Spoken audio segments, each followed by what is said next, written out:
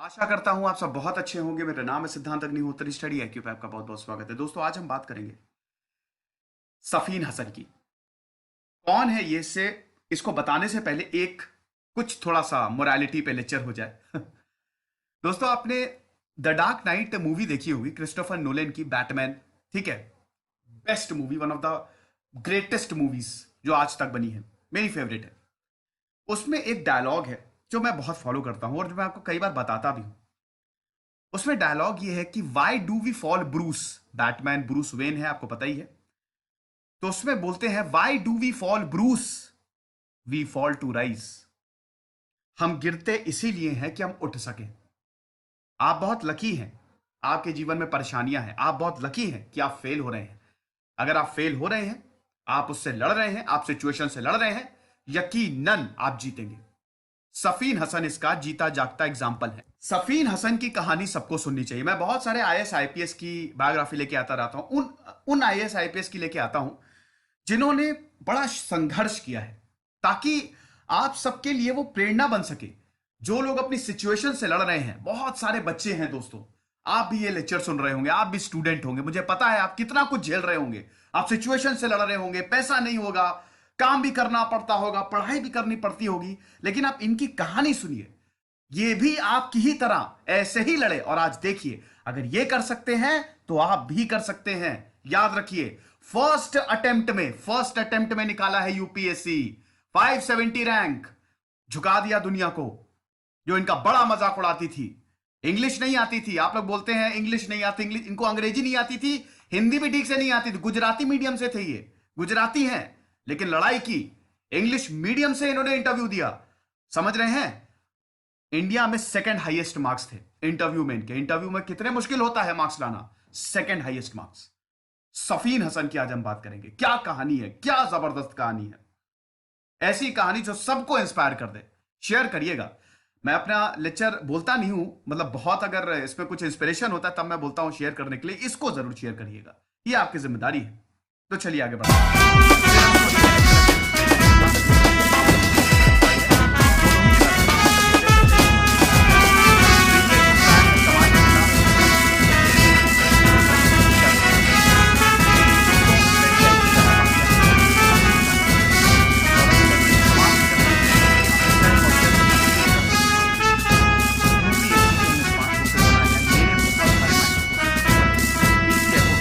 हुआ है। आप करिए।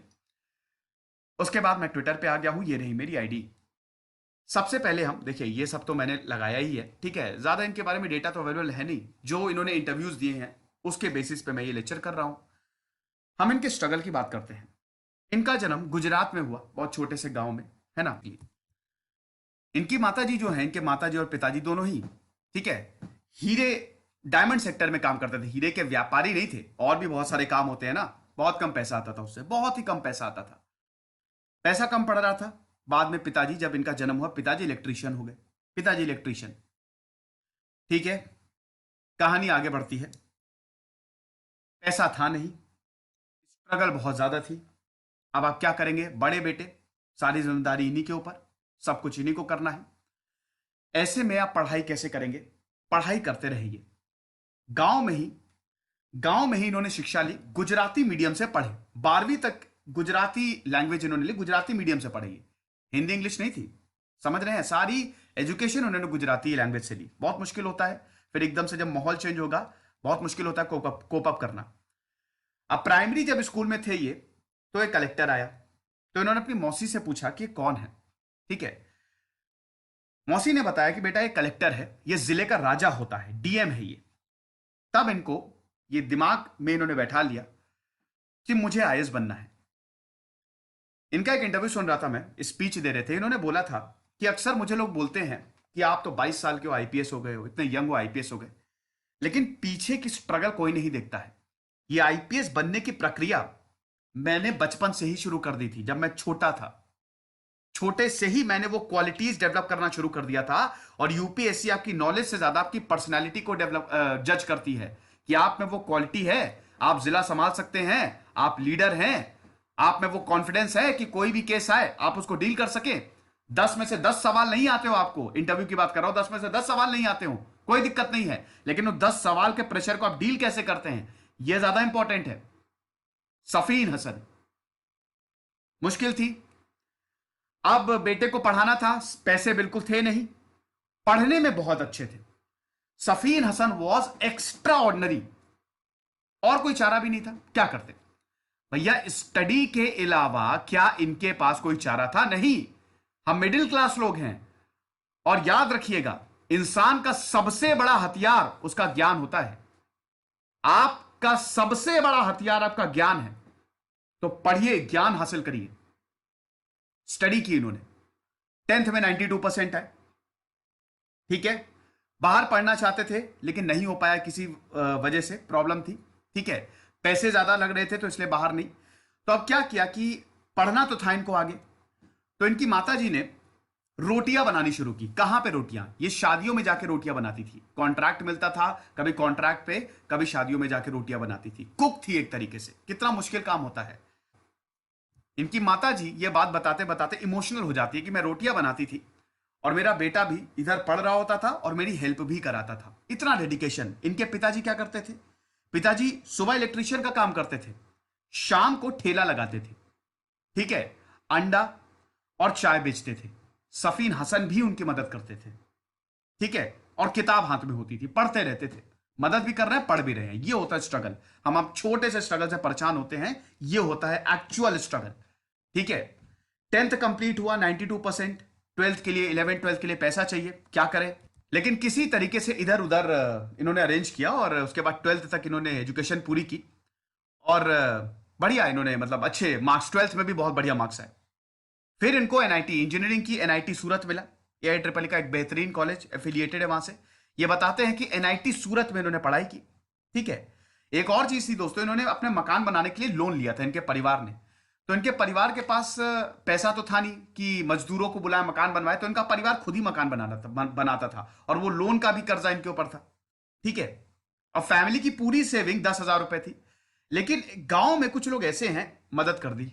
एक बिजनेसमैन थे इनके गांव में, उन्होंने बोला कि तू पढ़ने में बहुत अच्छा है, जा, मैं तुम्हारी मदद करूंगा, कोई दिक्कत नहीं, तुमको फाइनेंस करूंगा। तो उसके बाद ये गए एनआईटी में, इन्होंने पढ़ाई शुरू की। अब जब ये कॉलेज में पढ़ते थे, ठीक है, तो इनका एम तो यही था कि मुझे आज नहीं तो कल यूपीएससी करना है। समझ रहे हैं? आज नहीं तो कल यूपीएससी करना है।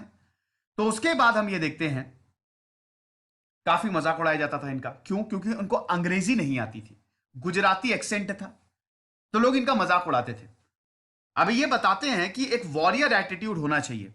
लड़ना तो पड़ेगा आपको, ये लाइफ जो है वो वॉर है, तो एक वॉरियर एटीट्यूड तो होना चाहिए। अब उस समय क्या कर सकता, मैं चुप हो जाता। लेकिन मैं अंग्रेजी, इनका एक था कि अंग्रेजी नहीं आती थी लेकिन उसके बावजूद बोलते थे, टूटी फूटी बोलते थे लेकिन बोलते थे, ठीक है। तो अब यही चीज था, या मजाक उड़ा रहे हैं, उड़ाने दो, मैं तो ऐसे ही अंग्रेजी बोलूंगा, तुमको समझ में आए चाहे ना आए, हार नहीं मानूंगा, ठीक है। तो ये चीज, उसके बाद दोस्तों इन्होंने अपना कॉलेज पूरा किया, ठीक है। कॉलेज में इन्होंने थोड़ी बहुत तैयारी की। इसी दौरान ये एक एनजीओ से भी जुड़े। ये 3 एनजीओ के लिए काम करते थे, आपको बता दूं, पैसे चाहिए होते थे इनको, ठीक है। तो थोड़ा बहुत पढ़ा के ये पैसे जुटाते थे और एनजीओ के लिए काम करते थे। अब यहां पे देखिए डेवलपमेंट हो रही है, ये पर्सनैलिटी को डेवलप कर रहा है, सोशल सर्विस कर रहे हैं ये एनजीओ से। अब एनजीओ में क्या करते थे? बच्चों को पढ़ाते थे, स्लम एरियाज में जाते थे, बच्चों को पढ़ाते थे, इंटरैक्शन करते थे। एक बार क्या हुआ था कि इनको एक बहुत बड़ा, ये जिद्दी बहुत ज्यादा थे, जो ठान लिया वो ठान लिया। एक बार हुआ क्या कि इनको पैसे अरेंज करने थे, है ना। ये चाहते थे कि जितने भी ये बच्चे हैं उनको एक प्लेटफॉर्म पे लाया जाए, जो गरीब बच्चे हैं, ताकि हम उनको पढ़ा सके। तो पैसे की फंडिंग के लिए काफी ज्यादा करते थे, मतलब कोशिशें की, लेकिन फंडिंग इनको मिली नहीं। 20 दिन तक इधर उधर दौड़े भागे, फंडिंग इनको मिली नहीं। अब बहुत लोगों ने बोला कि छोड़ो, हम ये प्रोग्राम रद्द कर देते हैं। इन्होंने बोला नहीं, अब ये प्रोग्राम होके ही रहेगा। फिर अल्टीमेटली पुलिस ने ये बोला कि हम फंड करेंगे, परेशान मत हो, हम फंड करेंगे, तुम करो। तो ये एटीट्यूड रहा है इनका, ठीक है। 22 साल तक लगातार ये समाज से जुड़े हो रहे हैं, समाज के लिए काम किया है और स्ट्रगल करते रहे हैं। आप समझ रहे हैं? लेकिन अभी भी प्रॉब्लम्स खत्म थोड़ी ना हुई है। इन्होंने कॉलेज पूरा किया, अच्छी नौकरी मिल जाती, भाई एनआईटी है, अच्छी नौकरी मिल जाती, कोई प्रॉब्लम नहीं। अब लेकिन हुआ क्या कि आईएएस के लिए इनको तैयारी करनी थी, दिल्ली आ गए। रहने का खर्चा बहुत ज्यादा मतलब होता था उस समय। ऊपर से कोचिंग ज्वाइन कर ली इन्होंने, वाजीराम एंड रवि, आपने नाम सुना ही होगा, ठीक है। इंडिया के one of the top coachings में से एक है। वो कोचिंग इन्होंने ज्वाइन कर ली। वहां पे काफी खर्चा था, 3.5-4 लाख का टोटल खर्चा। पैसे थे ही नहीं, 10,000 से ज्यादा ऊपर सेविंग ही नहीं थे इनके परिवार की, लेकिन सपना तो है, क्या करें। तो फिर गांव के एक बिजनेसमैन ने इनको फंड किया कि तुम पढ़ाई करो, कोई दिक्कत नहीं है। अब इनके पास कोई ऑप्शन तो था नहीं। इन्होंने सेकेंड अटेम्प्ट के बारे में सोचा ही नहीं। इन्होंने बोला है कि जो करना है इसी अटेम्प्ट में करना है, फर्स्ट अटेम्प्ट में ही करना है। एक साल जम के पढ़ाई की, इतनी पढ़ाई की दोस्तों एकदम। और इन्होंने टाइम का बहुत अच्छे से यूज किया है। बताते हैं कि जो इनकी स्ट्रैटेजी है, एक बहुत अच्छी बात बताते हैं कि अक्सर लोग स्ट्रैटेजी पूछते हैं, हर इंसान की स्ट्रैटेजी अलग अलग होती है। इनकी स्ट्रैटेजी अलग थी। ये बताते हैं कि मैंने एम लक्ष्मीकांत नहीं पढ़ी, नहीं पढ़ी मैंने एम लक्ष्मीकांत, मैंने अलग तरीके से पढ़ाई की। मैंने यहां पे नोट्स नहीं बनाए। क्यों मैं नोट्स बनाऊं जब ऑलरेडी इतनी सारी मंथली मैगजीन्स आ रही हैं, वो आपको कंपाइल करके डेटा दे रही है, वो नोट्स ही तो हैं। तो मैं क्यों 1-2 घंटा यहां पे बर्बाद करूं। जहां पे भी जाता था कुछ ना कुछ सीखता ही था। कोचिंग जाता था, 1 घंटा पहले पहुंच जाता था, लोग डिस्कस करते थे, मैं हेडफोन लगा के अपना मैगजीन्स पढ़ता रहता था करंट अफेयर्स की। और एक चीज बहुत बढ़िया बताते हैं, ये तो बिल्कुल इंक्लूड करना चाहूंगा मैं। हम लोग डिमोरलाइज हो जाते हैं, और जो लोग आपके सपनों से ट्यूनिंग नहीं बैठा पाएंगे, वो आपको डिमोरलाइज करने की कोशिश करेंगे। ये बिल्कुल पक्की बात है, आपको डिमोरलाइज करेंगे ही करेंगे वो, ताकि आप अपने सपने को पूरा ना कर सके। ऐसा कई बार होता है। कुछ लोग, बहुत कम ऐसे होते हैं जो आपके दोस्त होते हैं, जो सच में आपका भला चाहते हैं, या कुछ लोग ऐसे भी होते हैं जो आपको बहुत मोटिवेट करेंगे, लेकिन बहुत सारे ऐसे होते हैं जो डिमोटिवेट करेंगे, ठीक है। अब उसमें एक चीज आती है कि कभी कभी क्या होता है कि हम दूसरों को देख के अपने सपने बदल लेते हैं। जैसे यहां पे सफीन अहमद बताते हैं कि जब हम क्लास करते थे, जब हम कोचिंग में थे, तो जब सवाल पूछा जाता था तो एक लड़का था, वो डॉक्टर था, बड़ा पढ़ा लिखा, बहुत ही हाईली क्वालिफाइड, ठीक है। वो सारे सवालों के आंसर देता था, सबके जवाब देता था। तो हमको लगता था, और हम सब एकदम डर गए, डर जाते थे कि यार ये तो आईएएस पक्का निकाल लेगा, इसको इतनी नॉलेज है, एवरीथिंग कम्स अंडर द सन, सब इसको पता है, पूरे यूनिवर्स के बारे में, दुनिया के बारे में, इंटरनेशनल रिलेशंस कैसे करेंगे यार। ये बोलते थे, अरे निकाल लेगा तो निकाल लेगा, एक ही सीट तो निकालेगा, बाकी 999 तो हमारी है। ये देखिए, यहां नजरिया देखिए इनका, 999 तो हमारी है, एक सीट अगर मिल गई तो मिल गई। लेकिन लोग डर गए, लोग परेशान हो गए, यार अब क्या करें, हम तो इतनी अच्छी हमारी पढ़ाई नहीं है। बताते हैं सफीन अहमद, 2 साल हो गए, उसका प्रीलिम्स भी नहीं क्लियर हुआ। क्योंकि UPSC, yes it does test your knowledge, but और भी बहुत सारी चीजें टेस्ट करता है वो। आप कनेक्ट कर पा रहे हैं कि नहीं, आप समझ पा रहे हैं कि नहीं। नॉलेज के अलावा बहुत सारी और चीजें हैं जो यूपीएससी टेस्ट करता है, हमको वो चीज समझनी होगी, ठीक है। अब डी डे, 1 साल कड़ी तपस्या के बाद फाइनली उन्होंने एग्जाम दिया। एग्जाम में भी प्रॉब्लम हो गई दोस्तों। प्री दिया, प्री क्लियर हो गया। इसी दौरान इन्होंने जीपीएससी भी दिया था, गुजरात का जो पब्लिक सर्विस कमीशन है, वो भी दिया था। उसमें भी बहुत बढ़िया रैंक 34 थी, ठीक है। अब हुआ क्या दोस्तों, कि इन्होंने जब एग्जाम दिया, प्री क्लियर हुआ, मेंस दिया, पेपर 3 के लिए जा रहे थे, स्कूटी स्लिप हो गई, एक्सीडेंट हो गया इनका। पेपर देने के लिए जा रहे हैं, उससे 1 घंटे पहले एक्सीडेंट हो गया इनका। 2 ऑप्शन, या तो हॉस्पिटल जाओ, ज्यादातर लोग यही करते, पैनिक कर जाते, हॉस्पिटल जाओ, नहीं तो अभी कुछ वक्त तक मैं और लिख सकता हूं, अभी मेरा हाथ थोड़ा ठीक है, राइट हैंड काम कर रहा है, लेफ्ट हैंड नहीं काम कर रहा है, राइट हैंड से मुझे लिखना है। उस हालात में ये एग्जामिनेशन हॉल गए और एग्जाम दिया। ये आपको सुनने में तो ठीक है, आप सुन रहे हैं, आप एक बार, बस एक बार अपने आप को इनकी जगह रख के देखिए, आपको सब क्लियर हो जाएगा कितना मुश्किल रहा होगा। लेकिन वही ना, वॉरियर एटीट्यूड। ये बताते हैं, एक सफीन अहमद ने बात बोली है, बहुत बढ़िया मुझे वो लगी।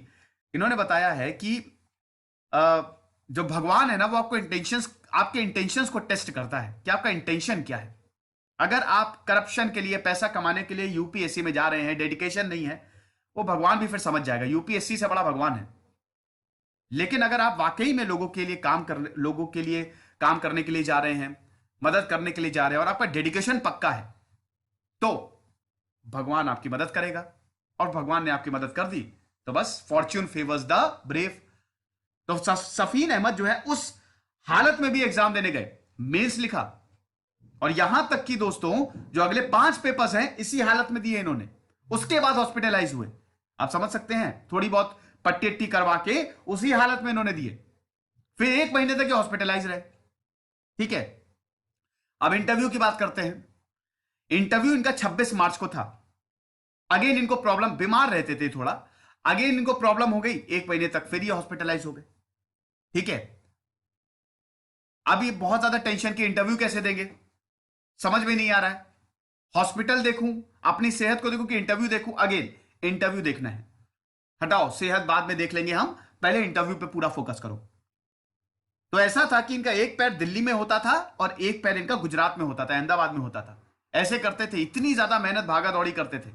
ठीक है, इंटरव्यू दिया इन्होंने, और इंटरव्यू दिया उसके बाद 2017 में दोस्तों 2017 यंगेस्ट आईपीएस ऑफिसर बने ये, 570 रैंक आई।